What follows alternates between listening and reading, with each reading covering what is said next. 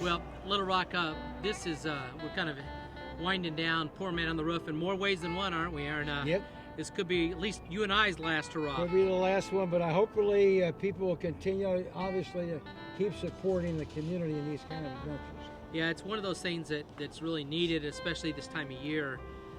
And so, you know, our intent has always been that the shelters have more challenges in February, March, and this helps them get through that. And so I know we're both proud of this. This is the 6th year of us doing it. You've been up on the roof with me now. 4 years. 4th year. So you actually paid to get up here on this roof, didn't you? I did pay, and I couldn't believe when I got up here the first time how cold it was, and I paid to be up here in about 10 degrees weather. And at that time, I actually helped pay for his clothing. I haven't helped him since, but he's still helping me, and so I appreciate it. And we've had just tremendous business partners that have always stepped up and helped us. The Rotarians that both of us are a part of, Club 99, I know we're proud of that. This year we had Riggs Caterpillar. Riggs Caterpillar really stepped up and has been a big corporate sponsor. They've always been a great company in our community, and we really appreciate them this year supporting us.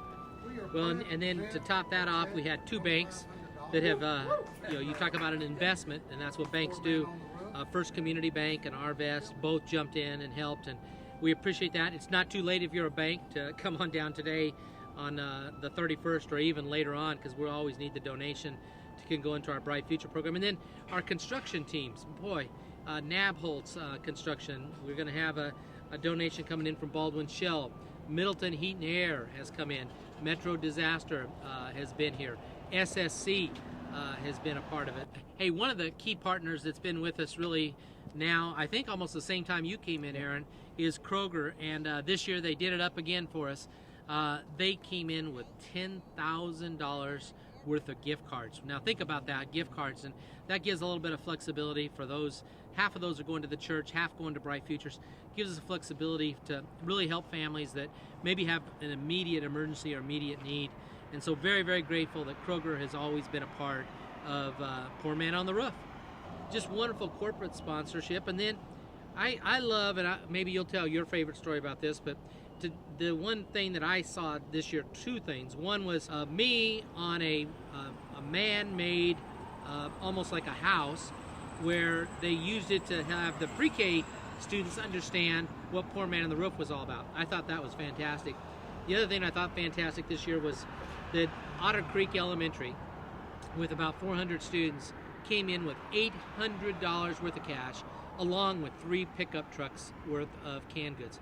Unbelievable from a small school. What are you most proud of this time? Well, I'm most proud of, again, how everybody stepped up and how we've got some new people and how people continue. So we got a great community. Keep supporting us. And the other thing, even though we know that the event was over on Monday, we still will take donations. We can still use those donations.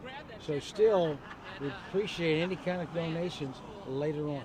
Yeah, we do. And this has been an amazing ride to have Poor Man on the Roof and have it done with my friend Aaron the last 4 years. And we want to thank all the churches that have helped us too. This year, the donation went to Lifeline Baptist, but we've been at St. Mark Baptist. We've been at Church at Rock Creek. We've been at the Watershed Church.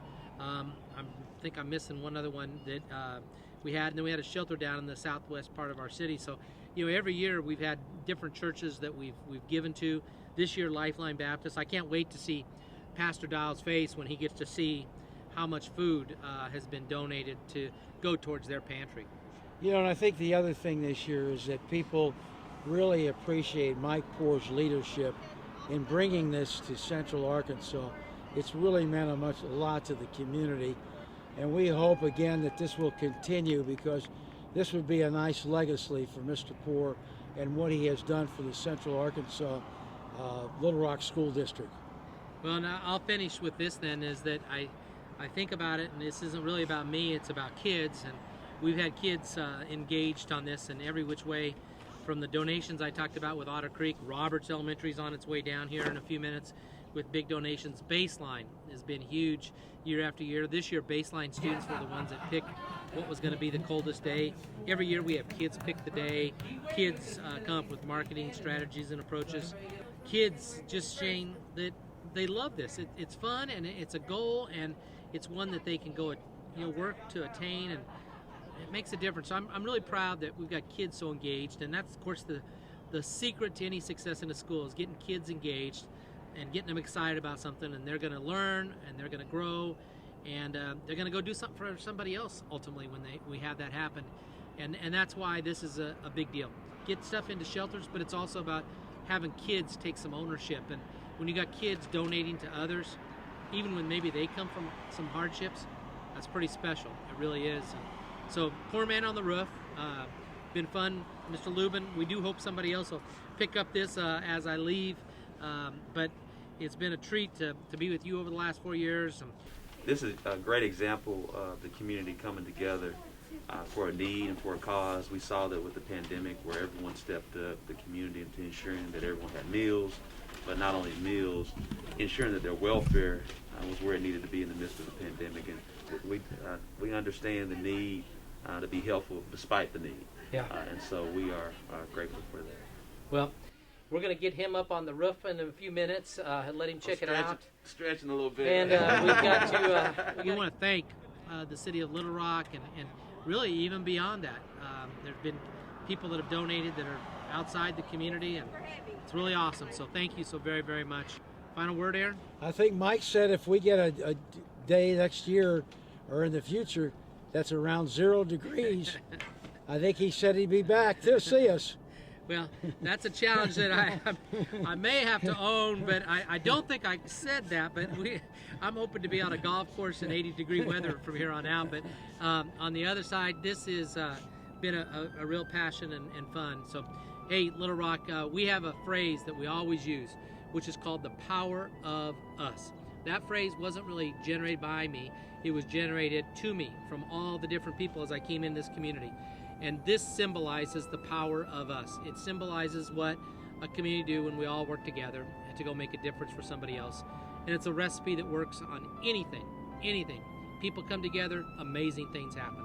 So Little Rock, thank you. Power of Us was in full display. And love you all. Hope you have a good rest of your day as you watch this video. Bye-bye.